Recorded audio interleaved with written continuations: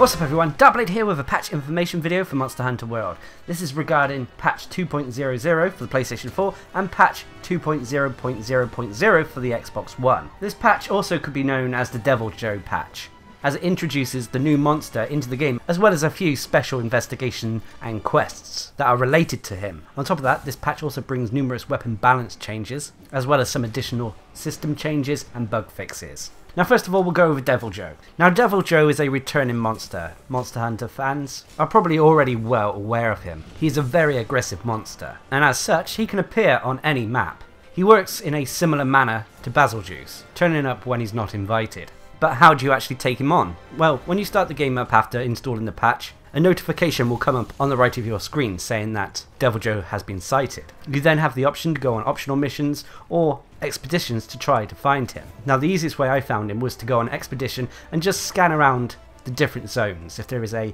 question mark monster, that normally means it's Deviljho. Once you see one, go to that zone and search around for him. Pick up some footprints as you explore, and if you're lucky enough, try to take him out. Anyway, once you've done that, go back to Astera, and some researchers near the starting area will have a blue exclamation mark over their head.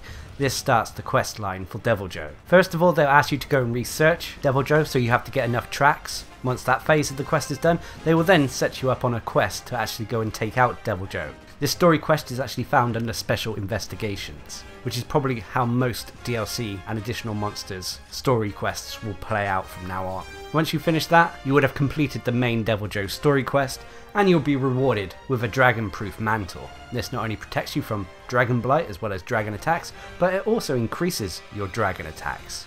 So it's a nice little bit of gear. Now after this, you'll get an optional mission for Deviljho, but on top of that, he will then be able to be found in investigations. Now I'm unsure at the moment if there is going to be tempered Deviljhos, but I'm assuming there will be, as this monster can be quite a challenge. And fighting a tempered one is something I actually look forward to. Anyway, for defeating Deviljho, you get materials which you can use to craft weapons and armor. Now every weapon in the game gets a Deviljho version. There's normally two tiers, a rarity 6 and a rarity 7 weapon. Now on the whole, these weapons have decent sharpness, fairly high attack, normally minus affinity, but they come with a decent dragon element stat, as well as high elder seal. As for the armor sets seem to make use of the speed eating skill, as well as handicraft, part breaker, and latent power. But anyway, moving away from the Deviljho content. Now first we'll cover the weapon balance changes. Now most of these I've covered in a previous video when the Deviljho livestream was going on, but I'll quickly go over them again.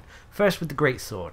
They've basically increased the damage of the charge slashes. So charge slash 2, 3, as well as strong charge slash 2 and 3 have all had their damage increased. Next with the longsword, the foresight slash has been slightly edited. Basically the time window needed to successfully trigger the foresight slash effect has been increased. This includes adjustments to the hitbox to successfully trigger the move, as well as the damage hitbox, and they've also increased the angle that the player can control the direction of the attack.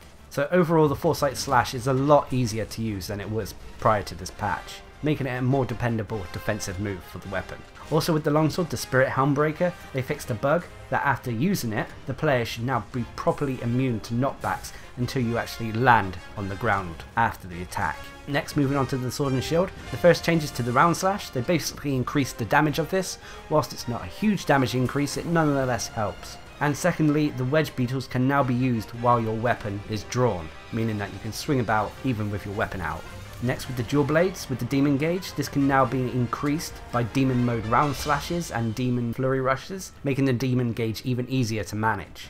On top of that, whilst in demon mode, they fixed a bug where you could not cancel demon mode when transitioning from a demon dodge. Next, moving on to the hammer, basically a lot of this weapon's attacks stun values have been increased. So for example, for charged tier 2 attacks, this includes the charged upswing as well as the charged brutal upswing, the stun values have been increased, and for the charged tier 3 attack, the charged big bang stun value has also been increased. Now next, moving on to the hunting horn, the encore effect for the self-improvement melody now also increases the user's attack power. The effect will now be attack up plus deflect attack prevention. This should give the hunting horn a little bit more of an offensive edge. Next, moving on to the lance, the counter thrust move, which is normally R2 and circle or right trigger and B. If you should successfully perform this, you will temporarily get knockback negation for a short period. This could come in handy when performing the counter thrust if there are multiple attacks incoming.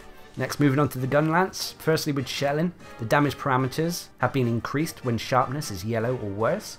Also, the sharpness loss has been alleviated for all worm cannon and wyvern's fire attacks. And finally, the worm stake cannon and the wyvern's fire attacks have all had their damage increased. Next, with the switch axe, they've changed a lot with the zero sum discharge. This is triangle and circle when your weapon is fully amped. Basically, when performing this move, you will now gain level 4 earplugs during use, the damage will be increased, and after using it, you will be properly immune to knockback until your hunter lands on the ground, making it much more useful and safer to use. On top of that as well, it's now possible to chain the beginning of the sword jumping elemental discharge into a zero sum discharge. And finally, with the switch axe, the mounted discharge finisher no longer causes sharpness loss when you're actually using it. Next, moving on to the charge blade. Firstly, with impact files, the attack bonuses from effects other than that of the artillery skill have been decreased. On top of that, the super amped elemental discharge, the stun values have been decreased for impact files, although the file stun values have been increased for all attacks other than the axe's super amped elemental discharge. So they've balanced out the stun values there between the super amped elemental discharge attack and other attacks. Next, the elemental values have been increased for power elemental files, so that should please charge blade players who use elemental weapons. And then finally, again with the super amped elemental discharge, the power element file explosions are now spaced closer together to make it easier for all of them to hit. So as you can see, a few nerfs there with the charge blade, but a few nice balances, especially when it comes to the power element files. Next, moving on to the insect glaive. They've improved the effect of the attack power increase for red and white, as well as red, white and orange extract hybrid effects, thus increasing the weapon's overall damage. On top of that as well, the extract effects times have all been increased, and the extract effect times no longer decrease while a hunter has mounted a monster. Next, with the bow, first with dashing shot, they fixed a bug where the spread or power shot skills would be applied twice when doing this. This is no longer the case. And with Dragon Piercer, they fixed a bug where you could shoot past the attack's angle limitation. Now the shot is straight ahead of the player regardless of the camera angle. Before, you could slightly adjust the camera angle, and at the point where you loose the arrow, you could readjust your aim. This is no longer the case. And then finally, with the light and heavy bowgun, there have been no changes made to these two weapons whatsoever. Now, as you can see, there's lots of changes to the weapons and that. Most of them are good, as most of them seem to be buffs rather than nerfs. Yes, okay, there are one or two nerfs, but on the whole, a lot of the weapons have been improved. But on top of the weapon changes, there came a few system changes and fixes. First, Capcom optimized data processing to reduce load times overall. For those of us on vanilla PlayStation 4s or older Xbox Ones, this will definitely be nice. Next, they added a feature where you could kick from online session to the player list. This should hopefully come in handy in getting rid of griefers and trolls. They also added 2 new options for when you finish a mission. You have Return to Gathering Hub in single player, and for multiplayer you have Disband and Return to Gathering Hub. This means that you will return to the Gathering Hub instead of the main entrance of Astera. Now, I can understand why they've done this, as the Gathering Hub is a great place where you can meet and socialise with other players, but I question how many people will actually go back to the Gathering Hub over the main entrance of Astera. Next, they added a text size setting in the option game settings. This allows you to change the text size of subtitles. Next, in the online session menu, the name of the menu command, formerly known as Squad Session Search, has now been changed to create/search for squad session. However, this change is purely in text. The actual functions of looking for a squad session remain the same. Next, attacks from allies no longer interrupt you while you're carving, and additionally, players are now immune to all hit reactions, including bombs, whilst you're carving after quest completion. This is a nice change to counteract trolls and players who like to grief others. Next, they slightly reduced the amount that the Scoutfly level gauge decreases after each quest. Whilst not that big an issue, especially if you've maxed out all your research, this nonetheless should add some quality of life. And finally, really a cosmetic change, they've added the game version number to the game's title screen. So in the bottom right corner you'll see 2.00 for example if you're on PlayStation, to indicate what patch is currently active. Now that's about it for the changes that came with the Deviljho patch. Personally, it's great to see a new monster in the game, although that being said, he's not a new monster, but he's a new monster to Monster Hunter World.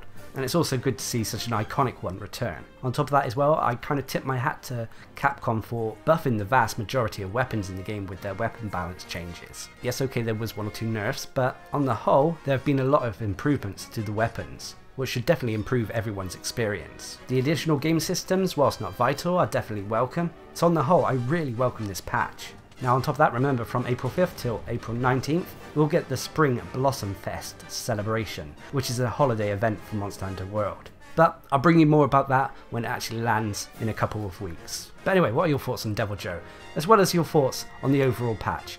Leave a comment down below. And until next time, I've been Darcblade, bringing an information video for patch 2.00, otherwise known as the Deviljho patch, for Monster Hunter World. Hope you enjoyed the video, thanks for watching, subscribe and like for more.